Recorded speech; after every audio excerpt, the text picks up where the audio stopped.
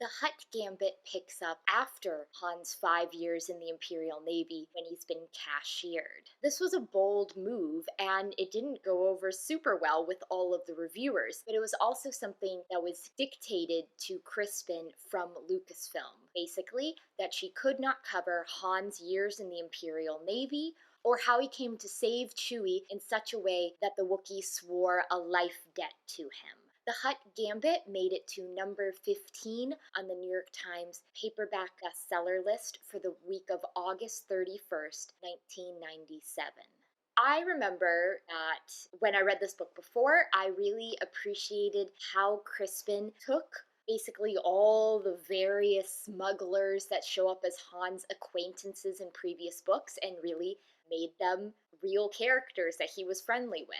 And I felt the same way this time around. For example, in The Crystal Star, Zaveri is a very intriguing character with a lot of untapped potential, and Crispin takes that and runs with that. She elaborates, however briefly, about both Zaveri's career as an illusionist, but also how she's dedicated to messing with the Empire. So, a brief summary.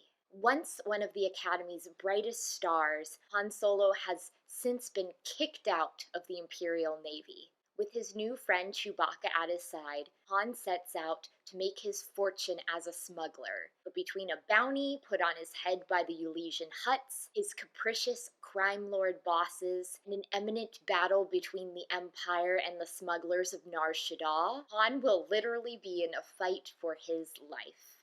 So I struggled a little bit with Han in the Paradise Snare, just because he felt too much like original trilogy Han when I felt like a 19-year-old Han. You maybe had a little bit of leeway to portray him a little differently, but I did really like what Crispin did with Han in the Hutt Gambit. The opening is a little rough for me because it features drunk, mopey Han in a bar, but once he decides that he's going to be friends with Chewie, that Chewie can stay around his co-pilot, it just takes off from there. He's definitely learning a lot of things, learning how to be a smuggler, learning how to be an even better pilot, but he still feels essentially like the core of himself. And so we get to really see him grow and progress. He starts to learn the ins and outs of smuggling. He decides he wants to buy his own ship, specifically Lando's ship. He has some casual romantic relationships that aren't at the same intense, serious level that he had with Bria. And he seems a little bit better at strategy than he was in the Paradise Snare. We also get a better sense of Han's magnetic personality. Basically, everyone that he encounters, he befriends. So it makes a lot more sense why he has all these work acquaintances in the Bantam books that are set later on, because yeah, he's just a straight up likable guy. In the Paradise Snare, I said that Murg wasn't my favorite, and I was looking forward to seeing Chewbacca in the second book. But I have to say, after having reread the Hutt Gambit, that Murg had a much more defined arc than Chewie does at this point. Han doesn't want Chewie around, wants nothing to do with this life debt until he realizes that Chewie could be very useful in a fight, and then that's it, they're buddies. Chewie's there, he's nice, he's himself, but because basically no author other than McDowell has written him speaking, he just feels strangely lesser in a way than Murg did.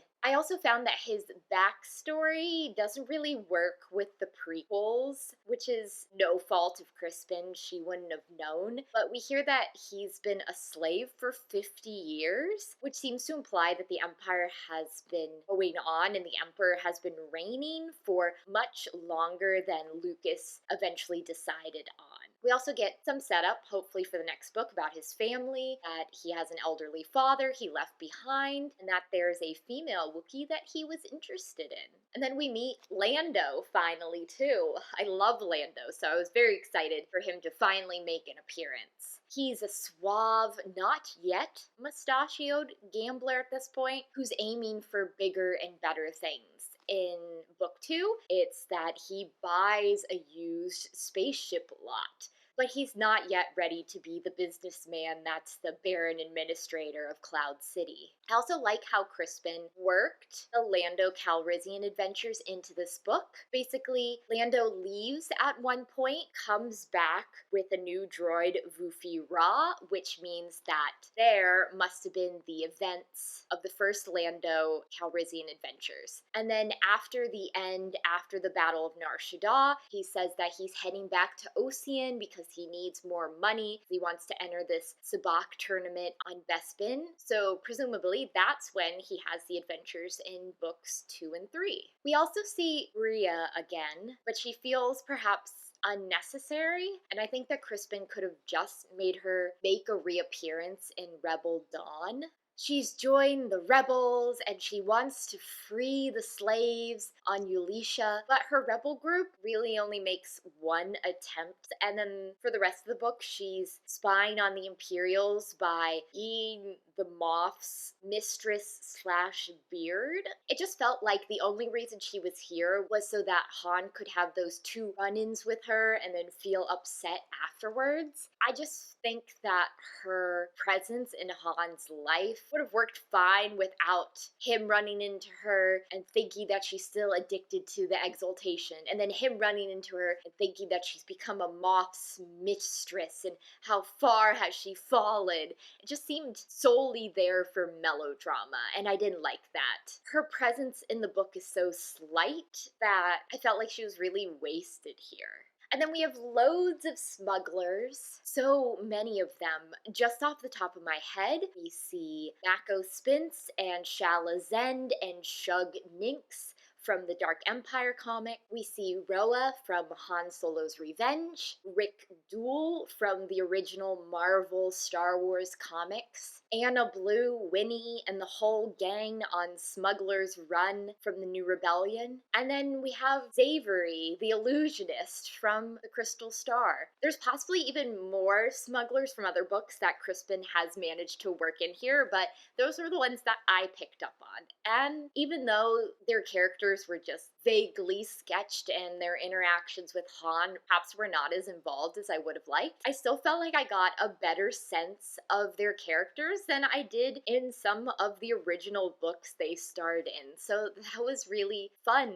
and exciting, and I loved seeing them all there. On the other hand, though, I'm not quite so keen on how Crispin worked Boba Fett into the book.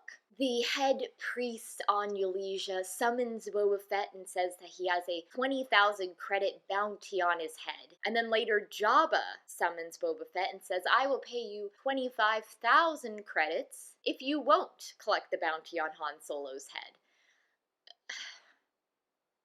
Boba Fett's not my favorite, and I think I would have preferred it if Boba Fett didn't develop an interest in Han until after Han and Jabba had their falling out and Jabba placed the bounty on Han's head. There's also some of Boba Fett's backstories which completely gets messed up with the prequels, but that's not Crispin's fault, and it's not Daniel Keyes Morin's fault either, because at that point, I don't think Lucas knew that he wanted to include Fett's family in Attack of the Clones. So it's an interesting backstory, it's just it doesn't work with the prequels. And then we have our baddies.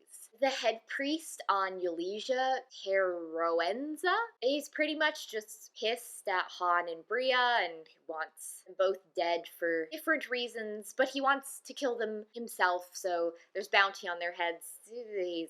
He's there. But what I find more interesting are the Hutts. Crispin is very interested in the Hutts and their politics. Your mileage may vary whether you are interested as well, but I thought that she developed them in a really interesting way, both the politics, the world building, and the biology of Hutts themselves. We basically have 2 feuding Hutt clans here. The Besadi, which are ruled by Eruk and his son Durga. And then we have the Desilijik clan, which is ruled by Jiliak and her nephew Jabba. The brains behind the operations of each clan are definitely Eruk and Jiliak, but obviously Durga and Jabba will have their parts to play as well. And I liked seeing how much Jabba genuinely liked Han enough that when he knew there was a bounty on his head, he basically bribed Boba Fett to look the other way. One of my favorite things from Tales from Jabba's Palace was learning about the friendship between Effant Mon and Jabba, even though Mon didn't see it that way. So it's always fun to see another side of Jabba, a more, if not human, understandable side. Compared to the Paradise Snare, though, the Hutt Gambit is structured a lot more like a series of episodes. We have Han's first castle run, Han's first visit to Smuggler's Run. And that's fine, that's fun. It just doesn't really feel like it gives Crispin the chance to flesh some of the characters and incidents out to the extent that I would like. We have awful lot of what happened in the Paradise Snare, but in this case it's 5 bounty hunters later, Han had made several Kessel runs, and that's fine, that's good when you're trying to cover a span of, I think, 2 years in this book, but I sort of wish we could have seen more examples of that. There just was once again an awful lot of telling, not showing, and I just think that she could have shown some of Han's adventures, and it would have been a nice way to make things feel more detailed and real. For example, we see Zaveri's illusion show when Han and Chewbacca first attend it, and it's fun. It's fun seeing how Han goes in thinking he's going to be able to figure out every trick she's doing, and Chewie's a little scared that it will be actual magic, and then they both get completely wrapped up in the show. And when Han's avoiding Boba Fett, he essentially goes on tour with Zaveri, and he's her assistant as she's traveling around. We don't see any of that. Literally, the next thing we know is Zaveri has left him. He and Chewbacca are heading back to Nar Shaddaa. He thinks about how he was uncomfortable at first wearing his spangled bodysuit and how they had fun ripping off Imperials, but we don't actually see any of those things, and I just think it would have been even better if we could have. I sort of got the same sense with Han's romantic relationships. They were just there to show that he's in some way gotten over Bria and able to pursue a relationship with a lady, but they just happened. We don't get to know the women really in any great detail. Han sees Shala's End and he finds her attractive and she's a real tough lady, and next thing you know, they have a thing. And I just wanted a little more nuance there.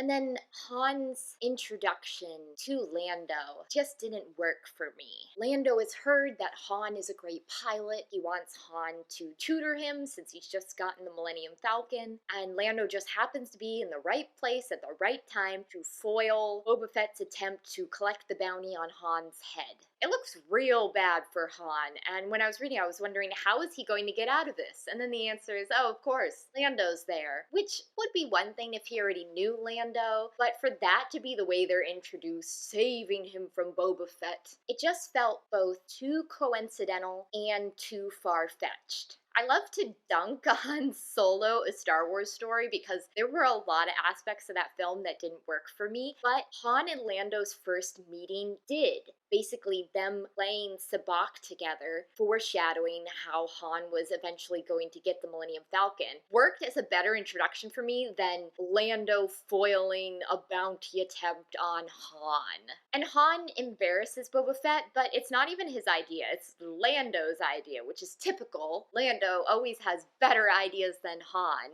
And in a similar way, I wasn't quite sure what Crispin was doing with Jarek Solo. I couldn't remember him from my previous reads of the Han Solo trilogy, so when I saw him, young man, street rat from Nar Shaddaa, pretending to be a Solo so he can have a family, I sort of thought of Kype Durin, which made me think that maybe he was going to be evil and betray Han, and especially when he had the conversation with Han before the Battle of Nar Shaddaa about how he was scared and he didn't know if he wanted to go in Han's ship. I was like, oh, that's it, he's gonna betray them. But he didn't.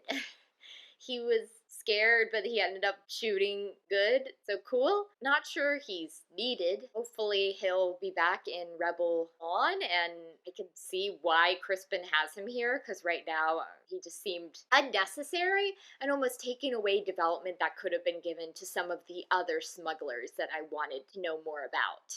And while the book is very episodic, I also found that a huge chunk of it was devoted to the Battle of Nar Shaddaa. The book is only 16 chapters long and an epilogue. In the end of chapter 9, Han finds out that the Imperials are going to attack. So chapters 10, 11, 12, and 13 are all about the build-up, the smugglers putting their plan together, how Han goes to the Admiral and bribes him with the Hutt's money and gets the battle plan and all this stuff. Chapter 14 is pretty long, and it's the battle itself. And then the last two chapters and the epilogue are just wrapping it up. What happens afterwards? So it almost felt to me like this book, strangely enough, could have been longer. Usually I say that books could have been shorter or that trilogies could have been combined into a duology, but I'm gonna have a new one here and say that I wish that there was more about Han smuggling so that so much of the book wasn't devoted to just the Battle of Nar Shaddaa. It's a good battle. It's hard for me to accept that Han has this level of strategic skills when in the original trilogy he doesn't really exhibit anything like that. Maybe it's just that he still has a lot of his training from the Imperial Navy at this point and it hasn't quite all worn off and gone whew out of his head. I also am not 100% okay with Darth Vader showing up at the end of this book, mostly because wouldn't he have sensed Han in the office? Han is basically listening to Darth Vader choking the Admiral to death, and he comes out later and he's like, how did he die? There's no mark on his body. Which I don't have a problem with that because Han has no concept of the Force at this point, so that wouldn't even occur to him. But the fact that he's able to be there and listen to this while this is going on and Darth Vader doesn't seem to know he's even there was weird. In short, I really enjoyed the Hutt Gambit. Even though there were things that I wish were different, I wish it wasn't so sparse. I wish we got more into Han's smuggling career, more into the people he met along the way. I liked it a lot. I thought it was a lot of fun. Great to meet all the people that he'll run into again later on. And it was great to see him really develop on his path. And compared to the Paradise Snare, which I thought was surprisingly dark, this felt a bit more fun and a bit more reminiscent of the daily Han Solo book. So next time I will be reading the first book in the Hand of Thrawn duology by Timothy Zahn, Spectre of the Past.